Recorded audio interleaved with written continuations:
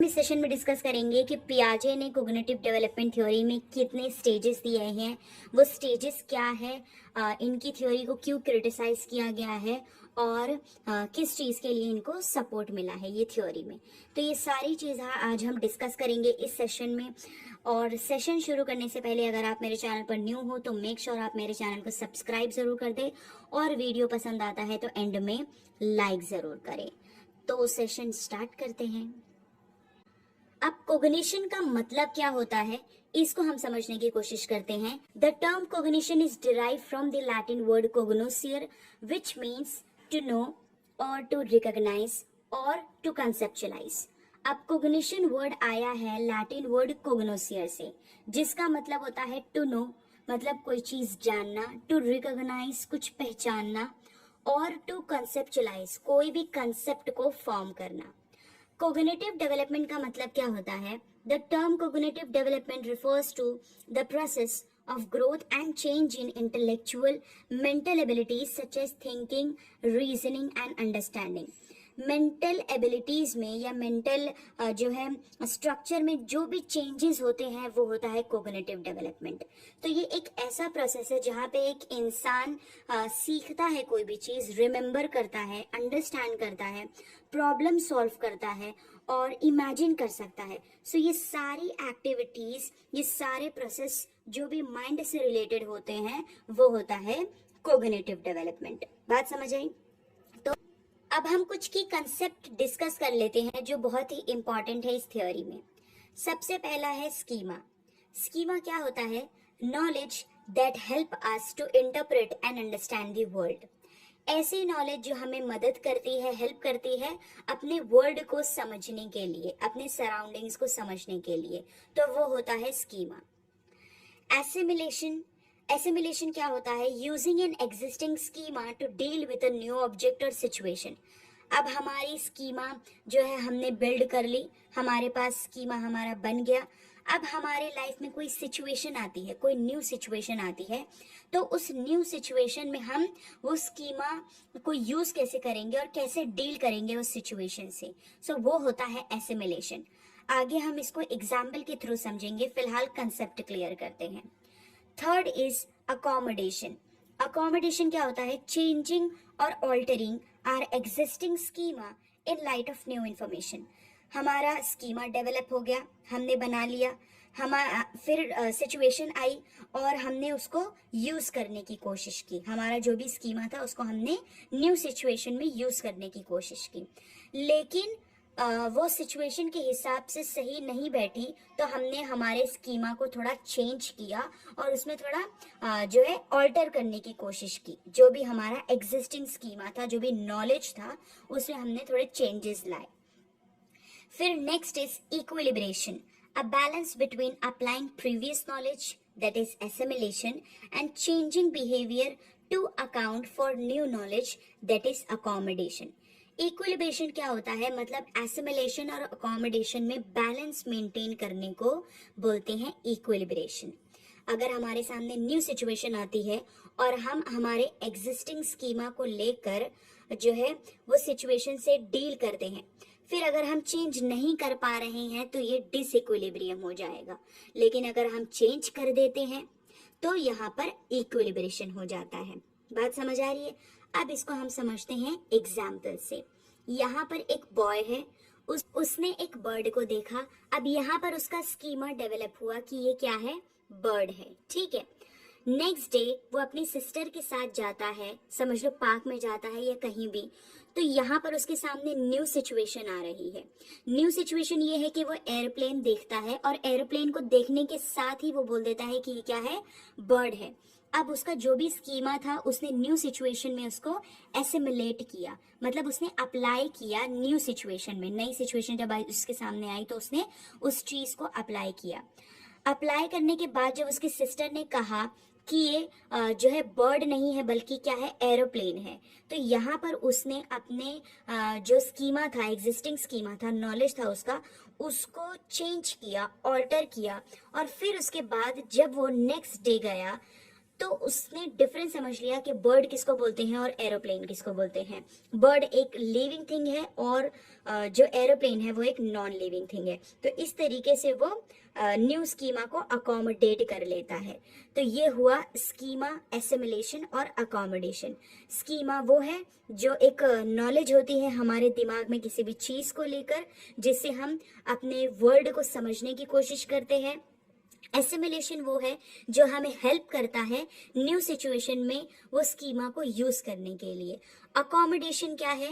Accommodation मतलब हमारी अगर स्कीमा नई सिचुएशन के साथ मैच नहीं कर रही है तो हम उसमें जो भी चेंजेस करते हैं और जो भी ऑल्टर करते हैं तो वो होता है अकोमोडेशन। इक्विलिब्रेशन क्या होता है? अगर हम सही तरीके से एसिमिलेशन और अकोमोडेशन कर लेते हैं तो वो होता है इक्विलिब्रेशन। अगर हम ये चीज नहीं कर पाएंगे तो क्या हो जाएगा? डिसइक्विलिब्रियम हो जाएगा। और एसिमिलेशन और अकोमोडेशन को ही अडेप्टेशन भी बोलते हैं। ठीक है, अब बात करते हैं हम स्टेजेस की और देखते हैं कोग्निटिव डेवलपमेंट के स्टेजेस कितने होते हैं। कोग्निटिव डेवलपमेंट के 4 स्टेजेस हैं। सबसे पहला जो स्टेज है वो है सेंसरी मोटर स्टेज, जो कि बर्थ से 2 साल तक का रहता है। Second stage is pre operational stage, जो 2 साल से 7 साल तक का रहता है।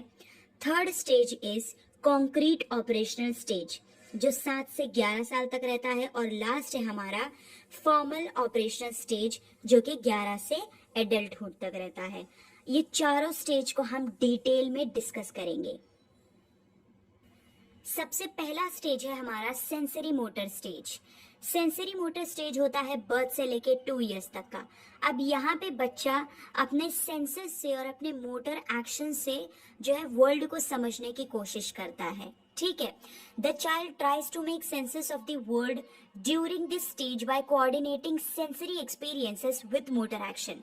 मतलब सेंसेशन से और मूवमेंट्स को कोऑर्डिनेट करके वो अपने वर्ल्ड को समझने की कोशिश करता है कि वर्ल्ड वर्क कैसे करता है, चीजें वर्क कैसे करती है, उसके सराउंडिंग्स को समझने की कोशिश करता है वो, ये दोनों चीज को कोऑर्डिनेट करके। ठीक है, और यही स्टेज में ऑब्जेक्ट परमानेंस भी डेवलप होता है एक बच्चे के अंदर, जो कि बहुत ही मेन एलिमेंट है ये स्टेज का। ये स्टेज के 6 सब स्टेजेस भी है जो हम डिस्कस करेंगे डिटेल में। तो बढ़ते हैं 6 सब स्टेजेस की तरफ और समझते हैं उन सब स्टेजेस को। सेंसरी मोटर स्टेज के 6 सब स्टेजेस है। सबसे पहला है stages of reflex activities, second is primary circular reaction, third is secondary circular reaction, fourth is coordination of reaction, fifth is tertiary circular reaction and last is early representational thought। ये हर एक stage को हम detail में पढ़ेंगे और बच्चे की development इसमें कैसे होती है उन सब चीज़ों के बारे में हम समझने की कोशिश करेंगे। सेंसरी मोटर स्टेज का जो सबसे पहला सब स्टेज है वो है स्टेजेस ऑफ रिफ्लेक्स एक्टिविटीज। यहाँ पर ये स्टेज में बच्चा रिफ्लेक्स एक्शन से, इनबॉर्न रिफ्लेक्सेस से अपने एनवायरनमेंट को समझने की कोशिश करता है। फॉर एग्जाम्पल, अगर आप एक बच्चे के पास अपना फिंगर लेके जाओगे उसको ब्रश करवाने के लिए, तो वो ऑटोमेटिकली आपका फिंगर जो है सक करने लगेगा। क्यों? क्योंकि वो सकिंग जो है वो उसका इनबॉर्न रिफ्लेक्स है। ठीक है, वो ऑटोमेटिकली होगा, इंटेंशनली नहीं कर रहा है वो, अनइंटेंशनली वो चीज हो रही है उससे। तो ये होता है रिफ्लेक्स एक्टिविटी। तो उन्हीं चीजों से वो अपने एनवायरनमेंट को समझने की कोशिश करता है रिफ्लेक्स एक्शन से। सेकेंड स्टेज है primary circular reaction. Primary circular reaction में स्कीमा और सेंसेशन जो है दोनों कोऑर्डिनेट होते हैं। प्राइमरी का मतलब क्या होता है? इन्फेंट मतलब जो बेबी है, जो बच्चा है, वो सिर्फ और सिर्फ अपनी ही बॉडी पे फोकस करता है, उसका ध्यान सिर्फ और सिर्फ अपनी बॉडी पर रहता है। और सर्कुलर मतलब रेपिटेशन, कोई भी चीज का रिपीट होना या रिपीट उसको करना। तो यहाँ पर बच्चा क्या करता है? अपने एक्शंस को रिपीट करता है। ठीक है, अपने एक्शंस को रिपीट करता है। Actions are repeated because the infants finds them pleasurable, क्योंकि उसको अच्छा लगता है वो चीज करना। फॉर एग्जाम्पल, थम उसको सक करने बहुत अच्छा लगता है क्योंकि उसको ऐसा करने से जो है प्लेजर मिलता है, खुशी मिलती है वो चीज करने से, वो एक्शन परफॉर्म करने से, रिपीट करने से उसको अच्छा लगता है। ठीक है, नेक्स्ट स्टेज है secondary circular reaction. Secondary circular reaction में क्या होता है, the child becomes more focused on the world and begins to intentionally repeat their action to get a response from the environment. मतलब यहाँ पर वो वर्ल्ड पे ज्यादा फोकस करने लगता है और वो अपने एक्शंस को रिपीट करने लगता है ताकि उसको अपने एनवायरनमेंट से रिस्पॉन्स मिल सके। ठीक है, फॉर एग्जाम्पल वो कोई भी टॉय अगर उसके आसपास है तो वो टॉय को, वो खिलौने को जानबूझ के वो उठाकर जो है सक करेगा ताकि उसको अपने एनवायरनमेंट से रिस्पॉन्स मिले, अपने पेरेंट्स से या जो भी केयर गिवर है उससे उसको रिस्पॉन्स मिले। तो इसीलिए वो चीज इंटेंशनली अपने एक्शंस को रिपीट करता है। फिर जो सेकेंड पॉइंट है वो है the thing which is out of site is out of mind. वो ये समझते हैं, ये स्टेज में बच्चा ये समझता है कि जो चीज उसके सामने है वो वही चीज है और अगर जो चीज उसके सामने नहीं है वो चीज उनके लिए एग्जिस्ट नहीं करती है। ठीक है, अगर आप एक बच्चे के सामने टेडी बेयर या डॉल रख दो तो वो उनसे खेलता रहेगा और अगर एक मिनट के लिए या एक सेकंड के लिए भी आप उनके सामने से वो चीज हटा दो, गायब कर दो, तो वो सोचेंगे कि ये चीज अब एग्जिस्ट ही नहीं करती है। तो इसीलिए इसको ये चीज को बोला जाता है the thing which is out of site is out of mind. वो ये स्टेज में होता है। ठीक है, मतलब वो इस सोचते हैं कि ऑब्जेक्ट परमानेंस यहाँ पर उनका मतलब डेवलप नहीं हुआ होता है, उनको नहीं पता कि ऑब्जेक्ट परमानेंस क्या होता है। वो सिर्फ यही सोचते हैं कि जो चीज सामने है वही एग्जिस्ट करती है और जो चीज सामने नहीं है वो एग्जिस्ट नहीं करती है। Next is coordination of reaction. Coordination of reaction में क्या होता है, after repeatedly observing that certain action lead to certain consequences infants gradually acquire knowledge of cause effect relationship. मतलब यहाँ पर जो है रिपीटेडली ऑब्जर्व करने के बाद वो ये देखते हैं कि कुछ कुछ एक्शन के कुछ कॉन्सिक्वेंसेस भी है। ठीक है, तो उनसे उनको कॉज इफेक्ट रिलेशनशिप की नॉलेज होने लगती है। उनको समझ आने लगता है कि कोई कोई ऑब्जेक्ट्स के कुछ स्पेसिफिक क्वालिटीज भी है, जैसे कि रैटल को अगर हम रैटल उनको खेलने के लिए दे दे तो वो रैटल को शेक करेंगे तो उनको समझ में आ जाएगा कि रैटल को शेक करने के बाद जो है साउंड एक पैदा होता है। तो ये कॉन्सिक्वेंसेस है एक्शन का। तो ये होता है कोऑर्डिनेशन ऑफ रिएक्शन। यही स्टेज में ऑब्जेक्ट परमानेंस भी उनको समझ आने लगता है। ऑब्जेक्ट परमानेंस क्या होता है कि मतलब कोई भी उनके सामने चीज रख दी जाए और फिर कुछ देर बाद अगर हटा ली जाए तो वो ये यहाँ पर ये सोचते हैं कि नहीं, हमारे सामने से जो चीज हटी है वो एग्जिस्ट करती है। तो ये स्टेज में ये चीज उनको डेवलप हो जाती है, ऑब्जेक्ट परमानेंस उनको आ जाता है। पीकाबू बहुत ही फेमस एग्जाम्पल है इस स्टेज का। ये एक गेम है जिससे हम बच्चों का ऑब्जेक्ट परमानेंस पता कर सकते हैं कि उनके अंदर ये चीज अभी जो है एक्वायर हुई है या नहीं हुई है। ठीक है, कभी कभी आपने देखा होगा आप बच्चों के साथ अगर खेल रहे हो लुक्का छुपी, तो अगर आप छुप जाते हैं तो वो आपको कैसे ढूंढने लगते हैं। तो यही चीज बताती है कि उनको समझ आ गया है कि जो चीज उनके नजर के सामने से हटी है वो हमेशा के लिए नहीं हटी है, बल्कि जो है टेम्पररी हटी है और वो चीज को वो ढूंढ लेते हैं। ऑब्जेक्ट परमानेंस उनको वहां पर समझ आने लगता है। ठीक है, next stage is tertiary circular reaction. Tertiary circular reaction को ट्रायल एंड एरर स्टेज भी बोलते हैं। अब यहाँ पर एक बच्चा क्या करता है, एक्सप्लोर करता है अपने सराउंडिंग्स को, make mistake and repeat their mistake to seek attention from their caregivers. मतलब यहाँ पर एक्सप्लोर करने के साथ साथ वो जो है गलती भी करता है और वो गलती को रिपीट भी करता रहता है ताकि उसके जो पेरेंट्स हैं उस पर अटेंशन दे, उस पर ध्यान दे, जो भी उसके केयर गिवर्स हैं, जो भी गार्जियन है, वो उस पर जो है अटेंशन दे। तो इसलिए वो अपने मिस्टेक्स को रिपीट भी करता रहता है, डिफरेंट साउंड भी ट्राई करता है, एक्शन कभी कभी करने लगता है ताकि उसको अपना जो है रिस्पॉन्स मिले अपने केयर गिवर से। The last stage is early representational thoughts. Early representational thought में क्या होता है, the child focus more on mental activities rather than physical action. Physical action से ज्यादा बच्चा फोकस किस पे करता है, मेंटल एक्टिविटीज पे। मतलब अगर एक जो है पेरेंट्स उसके सामने कोई भी चीज पढ़ेंगे या गाएंगे तो वो चीज को वो रिकॉल करता है, मतलब दोबारा गाता है अपने लैंग्वेज में जैसे वो गा सकता है, इमिटेट करता है बिहेवियर को, कॉपी करता है एक दूसरे के बिहेवियर को। तो ये सारी चीज वो कैसे कर सकता है, मेंटल ऑपरेशन के थ्रू। तो यहाँ पर वो मेंटल एक्टिविटीज पे ज्यादा फोकस करता है। इन सब स्टेजेस को याद करने के लिए आपके सामने एक बहुत ही ब्यूटीफुल ट्रिक है जिससे आपको ये सारे स्टेज बहुत ही अच्छे से याद हो जाएंगे। और वो ट्रिक ये है, in school primary secondary can take education.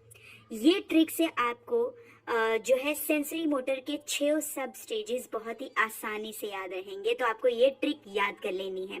क्या है, in school primary secondary can take education. School से आता है stages of reflex activities, primary से आता है प्राइमरी सर्कुलर रिएक्शन, सेकेंडरी से है secondary circular reaction, can say है कोऑर्डिनेशन ऑफ रिएक्शन, टेक से है tertiary circular reaction and last है एजुकेशन से अर्ली रिप्रेजेंटेशनल थॉट। तो आई होप आपको ये 6 सब स्टेजेस याद करने में आसानी हो और कोई भी दिक्कत ना हो। तो ये ट्रिक आप हमेशा याद रखिए, आपको स्टेजेस याद रहेंगे। सेंसरी मोटर स्टेज के बाद जो स्टेज आता है वो है प्री ऑपरेशनल स्टेज, जो कि 2 से 7 साल तक के रहता है। During this stage young children can think about things symbolically. मतलब यहाँ पर बच्चे जो है चीजों को सिम्बॉलिकली लेकर जो है सोचते हैं। अब सिम्बॉलिकली कैसे सोचते हैं, फॉर एग्जाम्पल अगर एक बच्चे को हॉर्स राइडिंग करनी है तो वो हॉर्स राइडिंग कैसे करेगा, एक ब्रूम उठा लेगा, एक झाड़ू उठा लेगा और उस पे बैठ के वो जो है राइड करने लगेगा। वो ब्रूम को, वो झाड़ू को वो समझने लगेगा कि हॉर्स है और फिर उसी से खेलने लगेगा। तो ये होता है सिंबॉलिकली चीजों को सोचना। मतलब यहाँ पर सिंबल क्या है, ब्रूम, और वो ब्रूम को सिंबल किसका समझ रहा है, हॉर्स का। तो इस तरीके से वो चीजों को समझने लगता है और सोचने लगता है ये स्टेज में। They begin to use language, memory and imagination. मतलब यही स्टेज में उनका लैंग्वेज डेवलपमेंट भी होने लगता है और उनकी मेमोरी और इमेजिनेशन भी शुरू होने लगती है। ये स्टेज में सबसे मेन क्या होता है, उनका लैंग्वेज डेवलपमेंट, और सेंसरी मोटर स्टेज में उनका क्या होता है, ऑब्जेक्ट परमानेंस वो एक्वायर करने लगते हैं। तो ये चीज आपको याद रखनी है कि सेंसरी मोटर स्टेज में वो ऑब्जेक्ट परमानेंस एक्वायर करते हैं और प्री ऑपरेशनल स्टेज में वो लैंग्वेज डेवलपमेंट जो है उनका होना शुरू हो जाता है। अब यहाँ पर ये पिक्चर में आप देख सकते हैं, एक बच्चा है अपने फादर के बैक पे बैठा हुआ है और अपने आप को क्या हीरो समझ रहा है। ठीक है, मतलब यहाँ पर वो एज्यूम कर रहा है कि वो हॉर्स पे चल रहा है, हॉर्स राइडिंग कर रहा है। ठीक है, तो वहां पर उसको ये चीज बहुत खुशी देती है और सिंबॉलिकली होके यहाँ पर वो चीजों को समझने लगता है। There are 2 सब स्टेजेस ऑफ दिस स्टेज। अब ये स्टेज के भी 2 सब स्टेजेस है। ठीक है, अब वो क्या है वो हम देखते हैं। So first stage is pre conceptual stage. अब प्री कंसेप्चुअल स्टेज में क्या होता है, बच्चे बहुत ज्यादा ईगोइस्टिक बिहेवियर दिखाने लगते हैं और उनको अपने पॉइंट ऑफ व्यू के अलावा किसी और का पॉइंट ऑफ व्यू समझ में नहीं आता है। ठीक है, सेकेंड इज एनिमिज्म। वो एनिमिज्म बिहेवियर दिखाने लगते हैं, मतलब वो नॉन लिविंग थिंग से बातें करने लगते हैं। जैसे कि आप ये पिक्चर में देख सकते हो, एक बेबी गर्ल एक टेडी बेयर से बात कर रही है, जैसे वो टेडी बेयर उसकी बातों को सुन रहा है। तो ये होता है एनिमिज्म, मतलब नॉन लिविंग को लिविंग समझकर उससे बातें करना। तो ये स्टेज में बच्चे ये चीज करने लगते हैं। सेकेंड स्टेज है इंट्यूटिव स्टेज। अब ये स्टेज में क्या होता है, बच्चों को बहुत ज्यादा डिफिकल्टी आती है कंजर्वेशन समझने के लिए। अब कंजर्वेशन क्या होता है, अब यहाँ पर एक बच्ची है, उसके सामने टीचर ने 2 ग्लास रखा है जूस का, उसमें सेम अमाउंट ऑफ जूस है। अब टीचर क्या कर रही है, एक ग्लास को दूसरे ग्लास में ट्रांसफर कर दे रही है, जो भी जूस है उसको ट्रांसफर कर दे रही है। ठीक है, बच्चे का रिएक्शन देखिए आप, वो शॉक हो गई है। अब उससे पूछ रही है टीचर के दोनों ग्लास में से कौन से ग्लास में ज्यादा जूस है। तो वो कहती है कि ये ग्लास में, जो ग्लास टॉल है। और उससे रीज़न पूछती है तो वो कहती है कि क्योंकि ये टॉल है इसलिए इसमें ज़्यादा जूस है। तो यहाँ पर बच्चों को कंजर्वेशन समझ में नहीं आता है, उनको ये समझ में नहीं आता कि वॉल्यूम और क्वांटिटी चेंज नहीं होती है शेप और साइज के बदलने से। ये स्टेज में बच्चे चीज़ों को रिवर्स वे में नहीं सोच पाते हैं, can not do reversible thinking. मतलब वो 1 से लेके 12 तक काउंट कर सकते हैं इजीली, बट 12 से 1 काउंट करने बोलेंगे, उल्टी गिनती अगर हम उन्हें करने बोलेंगे तो वो चीज़ वो नहीं कर पाएंगे। रिवर्सिबल काउंटिंग उनको नहीं आती है क्योंकि उनकी थिंकिंग रिवर्स नहीं हो पाती है। Concrete operational stage. अब कॉन्क्रीट ऑपरेशनल स्टेज होता है 7 to 11 ईयर्स तक का। यहाँ पर जो बच्चे हैं can do operation on concrete objects but find it hard to solve abstract problems. वो कॉन्क्रीट ऑब्जेक्ट से रिलेटेड प्रॉब्लम तो सॉल्व कर सकते हैं लेकिन अब्स्ट्रैक्ट प्रॉब्लम्स वो सॉल्व नहीं कर पाते हैं, वो उनको जो है डिफिकल्ट पड़ता है, हार्ड पड़ता है। अगर मैं स्टूडेंट के सामने या बच्चों के सामने कैंडीज रख दूं और उसको काउंट करने बोलूं या उसको ऐड करने बोलूं तो वो चीज़ वो कर लेंगे क्योंकि वो ऑब्जेक्ट्स को छू सकते हैं, देख सकते हैं, तो इसीलिए वो उनके लिए आसान है। लेकिन अगर वहीं पर मैं उनको फॉर्मूला दे दूँ कोई और फॉर्मूला से जो है उनको प्रॉब्लम दे दूँ और सॉल्व करने बोलूँ तो वो चीज़ वो नहीं कर पाएंगे, वो चीज़ उनके लिए हार्ड हो जाती है। तो अब्स्ट्रैक्ट प्रॉब्लम सॉल्व करना उनके लिए डिफिकल्ट है ये स्टेज में। Begin to understand the concept of conservation. Conservation का कंसेप्ट उनको समझ में आने लगता है कि जो है क्वांटिटी और वॉल्यूम चेंज नहीं होता है शेप और साइज के बदलने से। तो ये चीज़ उनको समझ में आने लगती है ये स्टेज में। Understanding of reversibility. रिवर्सिबिलिटी भी समझने लगते हैं कि रिवर्सिबिलिटी क्या होता है। मतलब वो 1 to अगर 100 बोल सकते हैं तो 100 से 1 की तरफ भी आ सकते हैं। स्टार्ट पॉइंट से एंड पॉइंट की तरफ जा सकते हैं तो एंड पॉइंट से स्टार्ट पॉइंट की तरफ भी आ सकते हैं, तो वो होता है रिवर्सिबिलिटी। तो ये स्टेज में उनको रिवर्सिबिलिटी भी समझ आने लगती है। Elimination of egocentrism. ईगोसेंट्रिक भी होते हैं वो प्रीवियस स्टेज में, बट ये स्टेज में वो चीज़ एलिमिनेट हो जाती है, वो ईगोइस्टिक नहीं होते हैं। During this stage, the child begin to develop transitivity, seriation, classification and decentric. अब ये सारे टर्म्स बहुत ही इंपॉर्टेंट है, तो एक एक टर्म को हम एक एक पिक्चर से समझेंगे। ये सब चीज़ उनके अंदर डेवलप होने लगती है ये स्टेज में। सबसे पहले होती है डेवलप ट्रांजिटिविटी। अब ट्रांजिटिविटी क्या होता है, वो कोई भी चीज़ को सीक्वेंस वाइज ऑर्डर में जो है अरेंज कर सकते हैं, बड़े से छोटा या फिर छोटे से बड़ा, असेंडिंग और डिसेंडिंग ऑर्डर में वो चीज़ को लगा सकते हैं या बना सकते हैं। जैसे यहाँ पे एक बच्चा जो है अपने ऑब्जेक्ट को या फिर अपने जो है टॉय को, खिलौने को कैसे छोटे से बड़ा या बड़े से छोटे की तरफ लगा रहा है, तो ऐसा वो कर सकते हैं। ये स्टेज में उनको समझ आने लगता है, तो ये होता है ट्रांजिटिविटी।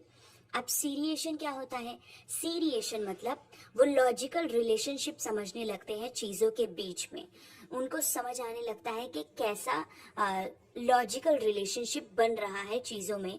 यहाँ पर ये पिक्चर में जैसे A is bigger than B and B is bigger than C, then A must be bigger than C. तो इस तरीके का लॉजिक उनको समझ में आने लगता है, ये होता है सीरिएशन। ठीक है बात। फिर होता है क्लासिफिकेशन। अब क्लासिफिकेशन क्या है, वो कैरेक्टरिस्टिक्स के हिसाब से या अपीयरेंस के हिसाब से या फिर साइज के हिसाब से चीज़ों को क्लासिफाई कर सकते हैं और बता सकते हैं कि ये चीज़ इसमें आती है, ये चीज़ उसमें आती है, तो होता है classification. For example animal classification की अगर बात करें तो उसमें दो वो क्लासिफाई कर सकते हैं कि एक वर्टेब्रेट्स होता है और एक इनवर्टेब्रेट्स। वर्टेब्रेट्स में कौन कौन से एनिमल्स आते हैं वो चीज़ वो क्लासिफाई कर सकते हैं और इनवर्टेब्रेट में कौन से आते हैं वो चीज़ भी वो बता सकते हैं। तो इस तरीके से वो क्लासिफिकेशन भी कर सकते हैं ये स्टेज में। लास्ट है हमारा डिसेंट्रिक। डिसेंट्रिक क्या होता है, वो जो प्रीवियस स्टेज में जब वो होते हैं तो वो सिर्फ और सिर्फ अपने ही पॉइंट ऑफ व्यू को समझते हैं, लेकिन जब वो ये स्टेज में आते हैं और ये एज में आते हैं तो वो डिसेंट्रिक हो जाते हैं। मतलब वो अपना पॉइंट के साथ साथ दूसरे के भी पॉइंट को समझने लगते हैं, दूसरे के पॉइंट ऑफ व्यू को भी जो है अच्छे से समझते हैं और सुनते हैं, तो ये होता है डिसेंट्रिक। सो ये सारे टर्म्स बहुत ही इंपॉर्टेंट है। आई होप आपको ये सारे पिक्चर्स से ये सब टर्म्स याद रहेंगे। अब बढ़ते हैं हम नेक्स्ट स्टेज की तरफ। नेक्स्ट एंड लास्ट स्टेज है हमारा फॉर्मल ऑपरेशनल स्टेज। ये स्टेज होता है 11 ईयर्स से एडल्टहुड तक का।